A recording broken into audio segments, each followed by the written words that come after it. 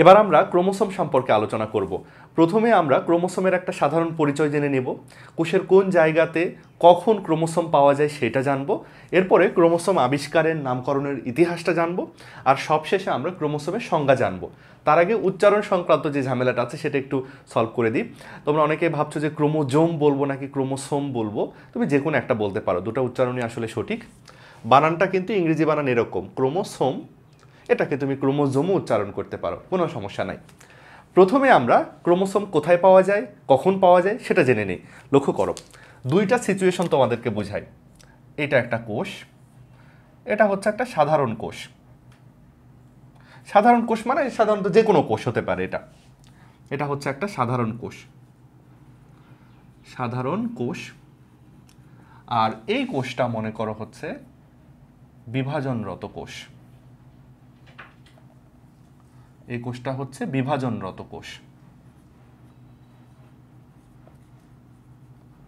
বিভাজনরত কোষ।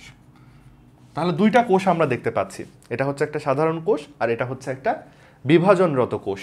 ক্রোমোসোমের কনসেপ্টটা বোঝার জন্য এই পরিস্থিতিটা কিন্তু জানা খুব ইম্পর্টেন্ট, সাধারণ কোষ আর বিভাজনরত কোষ। সাধারণ কোষের মধ্যে আমরা দেখতে পাই কোষের ভেতরে একটা নিউক্লিয়াস রয়েছে, নিউক্লিয়াসের মধ্যে এরকম প্যাঁচানো সুতা টুতা আছে, তাই না? সাধারণ কোষে নিউক্লিয়াসের ভেতরে যে প্যাঁচানো সুতাগুলো তোমরা দেখতে পাচ্ছ, এই সুতাগুলোর নাম হলো ক্রোমাটিন। এদের নাম হলো ক্রোমাটিন বা ক্রোমাটিন তন্তুও বলা যায়। তাহলে এগুলো হচ্ছে ক্রোমাটিন। আমরা দেখতে পাচ্ছি একটা সাধারণ কোষের ভেতরে, একটা সাধারণ কোষের নিউক্লিয়াসের ভেতরে কিছু প্যাঁচানো সুতা, এই যে প্যাঁচানো সুতা, এই প্যাঁচানো সুতাগুলোর নামই হচ্ছে ক্রোমাটিন। কিন্তু এই সাধারণ কোষটায় যখন বিভাজন শুরু করে, যখন বিভাজনরত পরিস্থিতিতে চলে আসে, তখন দেখা যায় এই ক্রোমাটিন নামের যে প্যাঁচানো সুতাগুলো আছে, সেই প্যাঁচানো সুতাগুলোকে আরও পেঁচিয়ে পেঁচিয়ে তারা এরকম কিছু স্ট্রাকচার তৈরি করে।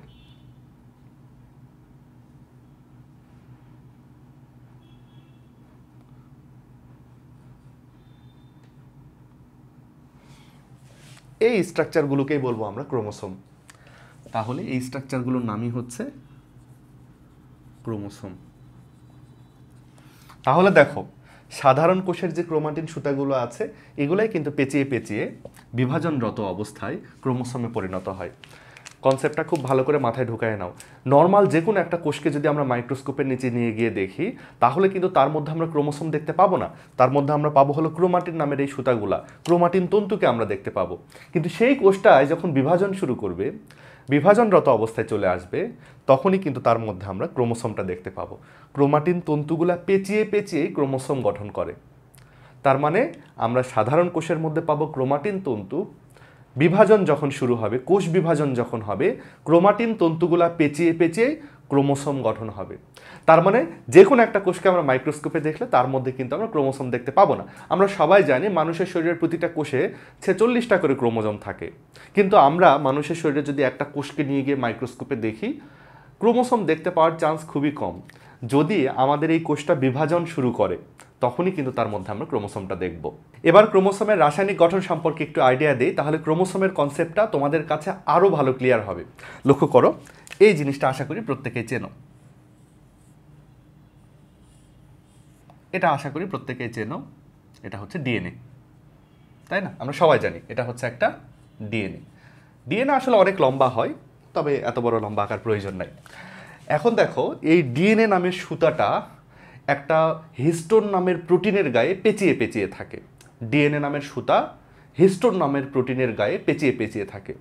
ডিএনএকে সুতার সঙ্গে তুলনা করো, তাহলে হিস্টোন হচ্ছে তার নাটাই।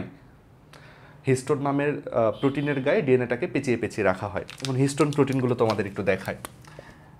এইটা একটা হিস্টোন প্রোটিন, এইটা আরেকটা হিস্টোন প্রোটিন, আরেকটা হিস্টোন প্রোটিন, আরেকটা হিস্টোন প্রোটিন, আরেকটা হিস্টোন প্রোটিন। খেয়াল করো, অনেকগুলা হিস্টোন প্রোটিন আছে। এখন এই হিস্টোন প্রোটিনগুলোর গায়ে ডিএনএটাকে পেঁচিয়ে পেঁচিয়ে রাখা হবে।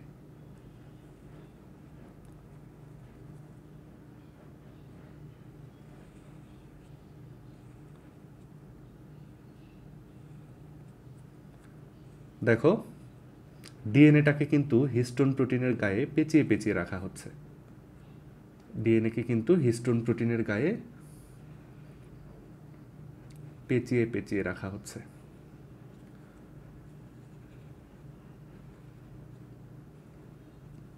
তাহলে দেখো লাল রঙের সুতাটাকে হিস্টোন নামের একটা প্রোটিনের গায়ে পেঁচিয়ে পেঁচিয়ে রাখা হচ্ছে। খেয়াল করো, এই কালো রঙের যে প্রোটিনটা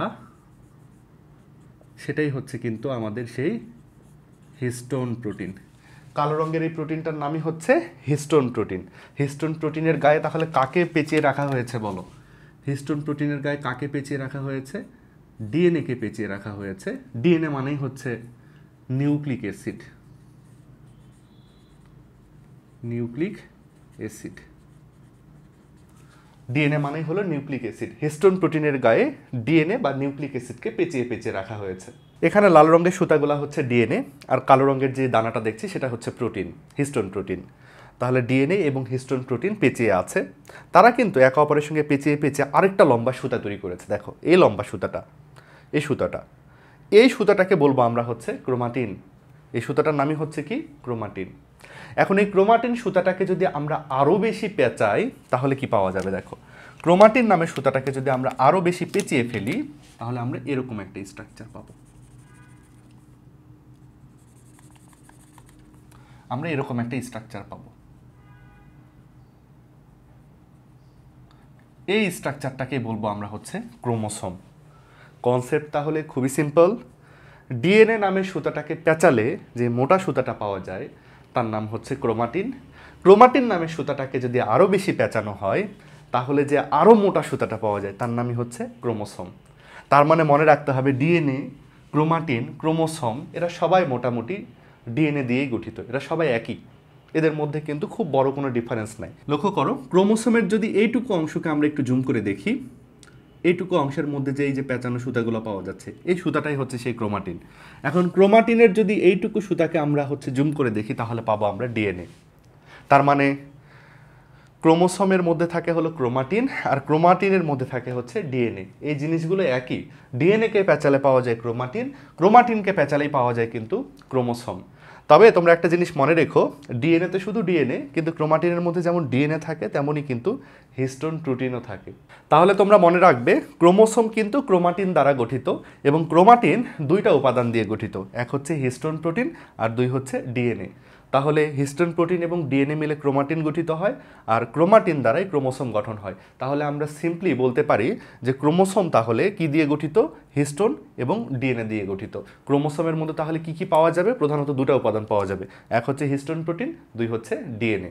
এবার ক্রোমোসোমের নামের দিকে একটু লক্ষ্য করি। ক্রোমোসোম শব্দটা সবাই লক্ষ্য করো, দুইটা শব্দের সমন্বয়ে গঠিত।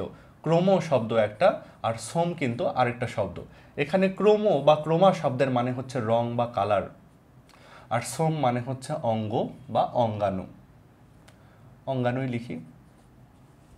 তাহলে ক্রোমোসোম শব্দের অর্থ হচ্ছে রং অঙ্গাণু বা রঙিন অঙ্গাণু। রঙিন লিখে ফেলি, রঙিন অঙ্গাণু, রঙিন অঙ্গাণু।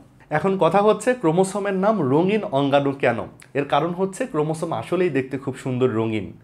ক্রোমোসোমের মধ্যে আসলে কোনো রং থাকে না। একটা কোষকে মাইক্রোস্কোপে আমরা পর্যবেক্ষণ করার সময় কোষটাকে রঙের মধ্যে চুবাই নেই। কোষটাকে রঙের মধ্যে চুবাই নিলে অন্য কোনো অঙ্গাণু সেভাবে রং শোষণ করে না, তবে ক্রোমোসোম খুব সুন্দর রং শোষণ করে নেয়। খুব সুন্দর রং শোষণ করে নিয়ে খুব সুন্দর রঙিন হয়ে থাকে। একটা কোষকে মাইক্রোস্কোপে আমরা যখন দেখি তার ক্রোমোসোমটাকে সবচেয়ে বেশি রঙিন দেখায়। যেহেতু সবচেয়ে রঙিন দেখায় ক্রোমোসোমকে, তাই এর নাম দেওয়া হয়েছে রঙিন অঙ্গাণু বা ক্রোমোসোম।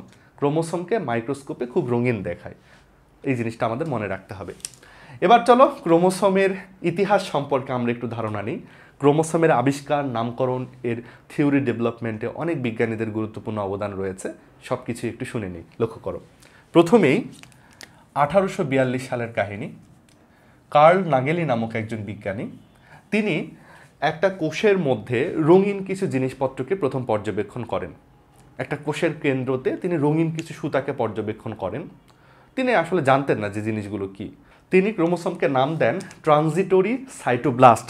ট্রানজিটরি সাইটোব্লাস্ট, এ নাম তোমরা আবার মুখস্থ করতে যেও না। ট্রানজিটরি সাইটোব্লাস্ট, ট্রানজিটরি সাইটোব্লাস্ট নাম দেন তিনি। ক্রোমোসোমের আসলে মূল গুরুত্বটা বা ফাংশনটা জানতেন না, জাস্ট লক্ষ্য করেছিলেন, প্রত্যক্ষ করেছিলেন, এই কথাটা মাথায় রেখো। প্রথম প্রত্যক্ষ করেন কার্ল নাগেলি। তারপরে দেখো 1878 সালের ঘটনা। সেই সময় ওয়াল্টার ফ্লেমিং নামক একজন বিজ্ঞানী ক্রোমোসোমকে কিন্তু আবিষ্কার করেন এবং ক্রোমোসোমকে নামকরণও করেন, কিন্তু তিনি ক্রোমোসোম নাম দেননি, তিনি নাম দিয়েছিলেন কি ক্রোমাটিন। ক্রোমোসোমকে তিনি ক্রোমাটিন নাম দিয়েছিলেন। তোমরা এটা আবার মাথায় রেখো, বর্তমানে ক্রোমাটিন কিন্তু অন্য একটা জিনিস। আমরা জানি যে ক্রোমোসোম এরকম জিনিসের নাম আর ক্রোমাটিন এইটার নাম। ইনি যেটা করেছিলেন ওয়াল্টার ফ্লেমিং এই স্ট্রাকচারটাকে নাম দিয়েছিলেন ক্রোমোসোম। মাথায় রেখে কিন্তু ব্যাপারটা। তো আসলে তোমরা এই জায়গাতে দুইটা সাল পাবে তোমাদের বইয়ে। এখানে আসলে 79 সাল দেওয়া আছে, এটা একদমই আমি কোথাও দেখিনি, ইন্টারনেটে সার্চ দিয়েছিলাম। কোনো জায়গায় এই সালটা 1878 না দিয়ে 1882 সালের কথা বলা হচ্ছে, 1882 সাল। তবে এটাও মাথায় রেখো, সাল কখনোই পরীক্ষায় আসে না, এগুলা সালে তোমাদের চিন্তাও করা লাগবে না, এমনি আমি শুধু সালগুলো তোমাদের বলছি। তো এখানে আরেকটা ঝামেলা হচ্ছে, তোমাদের বইয়ে 1875 সালে স্ট্রাসবার্গার নামক একজন বিজ্ঞানী ক্রোমোসোমকে আবিষ্কার করেন এরকম কথা লেখা আছে, আমি দেখেছি। এই আবিষ্কারের জায়গাতে স্ট্রাসবার্গারের কথা লেখা আছে। 1875 সালে স্ট্রাসবার্গার নামের একজন বিজ্ঞানী ক্রোমোসোম আবিষ্কার করেন এভাবে লেখা আছে, কিন্তু আমি ইন্টারনেটের কোথাও খুঁজে এই রেফারেন্সটা পেলাম না। সব জায়গায় ওয়াল্টার ফ্লেমিংকে আবিষ্কারক হিসেবে দেখানো হয়েছে। তো এটা আমাদের বইয়ের রাইটাররা কোত্থেকে রেফারেন্সটা জোগাড় করেছেন, তথ্যটা জোগাড় করেছেন, আমি আসলে জানি না। তারপরেও তোমরা একটা জিনিস মাথায় রেখো, স্ট্রাসবার্গারের যে এখানে কোনো অবদান নাই তাও কিন্তু না। 1875 সালে স্ট্রাসবার্গার কি করেছিলেন, মাইটোসিস কোষ বিভাজন প্রথম প্রত্যক্ষ করেছিলেন। তিনি মাইটোসিস কোষ বিভাজন প্রত্যক্ষ করেছিলেন, আর কোষ বিভাজন মানেই কিন্তু সেখানে ক্রোমোসোমের উপস্থিতি। তার মানে স্ট্রাসবার্গারও কিন্তু ক্রোমোসোমের উপস্থিতি টের পেয়েছিলেন, তার মানে তারও কিন্তু একটা ভূমিকা আছে। স্ট্রাসবার্গার, বার্গার বানান যেমন ওরকমই, স্ট্রাসবার্গার কিন্তু ক্রোমোসোমকে প্রত্যক্ষ করেন, তিনিও কিন্তু প্রত্যক্ষ করেন। কিন্তু আমি আবিষ্কারক হিসেবে তোমাদের ওয়াল্টার ফ্লেমিংয়ের নামটাই দিতে বলবো, কারণ আমি সবসময় ইন্টারনেটে বিভিন্ন জায়গাতে এই তথ্যটাই দেখেছি, ওয়াল্টার ফ্লেমিংই হচ্ছে ক্রোমোসোমের আবিষ্কারক। এবং তিনি ক্রোমোসোমকে নামকরণও করেন, কিন্তু নামটা দেন কি, তিনি ক্রোমাটিন নাম দেন। ওকে, তারপরে দেখো 1888 সালে ওয়ালডেয়ার নামক একজন বিজ্ঞানী তিনি কি করেন, ক্রোমোসোম নামটা দেন। এই যে ক্রোমোসোম যে নামটা বর্তমানে আমরা ব্যবহার করছি, এই নামটা কার দেওয়া, ওয়ালডেয়ারের দেওয়া, এটা মনে রাখতে হবে। তারপরে দেখো 1902 সালে সাটন এবং বুভারি তারা কি করেন, তারা হচ্ছে বংশগতীয় বৈশিষ্ট্যের ধারক এবং বাহক হিসেবে ক্রোমোসোমকে চিহ্নিত করেন। তারা নির্ধারণ করে দেন যে এই যে ক্রোমোসোমটাকে আমরা দেখতে পাচ্ছি, এর সঙ্গে আমাদের বংশগতীয় তথ্যের ধারণ বাহনের একটা সম্পর্ক আছে, আমাদের জেনেটিক্সের সম্পর্ক আছে ক্রোমোসোমের সাথে। ক্রোমোসোম আমাদের বৈশিষ্ট্য নিয়ন্ত্রণে ভূমিকা রাখছে, এই কথাটা কার বলতো, সাটন এবং বুভারির। তারা প্রথম ক্রোমোসোমের গুরুত্বটাকে সঠিকভাবে অনুধাবন করতে সক্ষম হন এবং তারা ক্রোমোসোমের কর্মপদ্ধতিটাকে ব্যাখ্যা করে একটা থিওরি দেন। এই থিওরিটার নাম হচ্ছে chromosome theory of inheritance. Chromosome theory of inheritance, আমি লিখে ফেলছি, এই জায়গাতে লিখছি, থিওরিটার নাম chromosome theory of inheritance. Chromosome theory of inheritance. Chromosome theory of inheritance কে দিয়েছিলেন, সাটন এবং বুভারি। এটা কিন্তু একটা অ্যাডমিশন পরীক্ষায় এসেছিল, ভালো করে মনে রাখতে হবে তোমাদের। সাটন এবং বুভারি তারাই কিন্তু ক্রোমোসোম হচ্ছে আমাদের বংশগতীয় বৈশিষ্ট্যের ধারক বাহক, এই কথাটা কিন্তু প্রস্তাব করেন। তারপরে দেখো এই জিনিসটা খুব ইম্পর্টেন্ট, 1921 সালের ঘটনা। পেইন্টার নামক একজন বিজ্ঞানী তিনি মানুষের ক্রোমোসোম সংখ্যা নির্ণয় করেন। মানুষের শরীরের প্রতিটা কোষে যে 46টা করে ক্রোমোসোম থাকে, এই নির্ণয়টা কিন্তু করেন প্রথমে পেইন্টার নামক একজন বিজ্ঞানী। তার নামটাও আমাদের ভালো করে মনে রাখতে হবে। তাহলে ক্রোমোসোমের আবিষ্কারক আমরা মনে রাখবো হচ্ছে ওয়াল্টার ফ্লেমিং, তারপরে ক্রোমোসোমের নামকরক হচ্ছে ওয়ালডেয়ার, তারপরে হচ্ছে সাটন বুভারি ক্রোমোসোমের ফাংশনটাকে ব্যাখ্যা করেন, এবং হচ্ছে পেইন্টার মানুষের শরীরের প্রতিটা কোষের ক্রোমোসোম সংখ্যাটাকে নির্ণয় করেন। এবার চলো ক্রোমোসোমের সংজ্ঞাটা আমরা জেনে নিই। লক্ষ্য করো, সংজ্ঞাটা বলা হচ্ছে কোষ বিভাজনের সময় ক্রোমাটিন তন্তু থেকে উৎপন্ন নিউক্লিয় প্রোটিন দ্বারা গঠিত স্বপ্রজননশীল সূত্রাকার যে বস্তু জীবের বংশগতীয় বৈশিষ্ট্য বহন করে, জীবের পরিব্যক্তি, প্রকরণ এবং বিবর্তনে ভূমিকা রাখে, তাকেই কিন্তু আমরা ক্রোমোসোম বলছি। তাহলে ক্রোমোসোমের বৈশিষ্ট্যগুলো কিন্তু সবগুলা এই সংজ্ঞাতে বলা আছে। সংজ্ঞাটা মুখস্থ করলে ক্রোমোসোমের সব বৈশিষ্ট্য মুখস্থ করা হয়ে যাচ্ছে। আমরা একটু সংজ্ঞাটা বুঝে বুঝে পড়বো। দেখো, ক্রোমোসোমের ব্যাপারে প্রথমে বলা হচ্ছে কোষ বিভাজনের সময় ক্রোমাটিন তন্তু থেকে উৎপন্ন। দেখো ক্রোমোসোম কিন্তু সবসময় থাকে না কোষের ভেতরে। ক্রোমোসোমকে কোষের মধ্যে কখন দেখা যায় বলো? শুধু কোষ বিভাজনের সময় তো দেখা যায়। আমি তোমাদের আগেই বললাম শুধু বিভাজনরত কোষেই ক্রোমোসোম দেখা যাবে, ওটাই বলা হচ্ছে সংজ্ঞাতে। শুধু কোষ বিভাজনের সময় আমরা ক্রোমোসোমকে দেখতে পাবো। তারপরে বলা হচ্ছে ক্রোমাটিন তন্তু থেকে উৎপন্ন। দেখো ক্রোমোসোমটা কিন্তু ক্রোমাটিন তন্তু থেকে উৎপন্ন হয়।